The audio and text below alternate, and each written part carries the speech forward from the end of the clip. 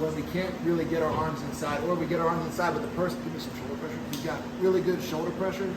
Push your shoulder like that. And the person's giving you really strong pressure on your head with their shoulder. Okay? This is the best time to use this. If you switch your weight, if he's like this isn't going to work. Okay, so we'll work on this next. But for right now, I want the person on top to give not 100%, but make them feel your shoulder on their jaw.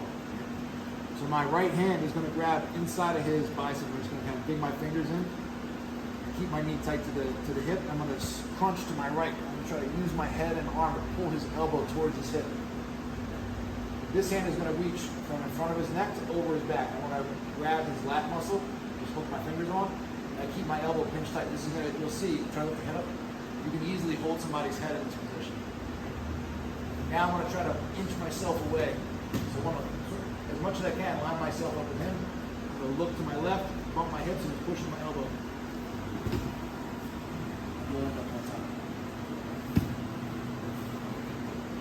And I want to make this easier and for you guys to get a feel for when to do it. I want the person on top to, again, give some shoulder pressure. As they give shoulder pressure, and even when I get to here, give me more shoulder pressure. The more the person puts their weight onto your head, the easier this is going to be.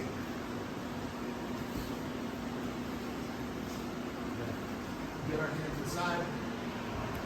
I get my fingers inside of his bicep here. My knee stays tight to his hip. Push him down. I crunch to try to bring his elbow as close to his hip as possible. And my elbow should be, you see my elbow is completely across his waist here. It's going to allow me to push as I go.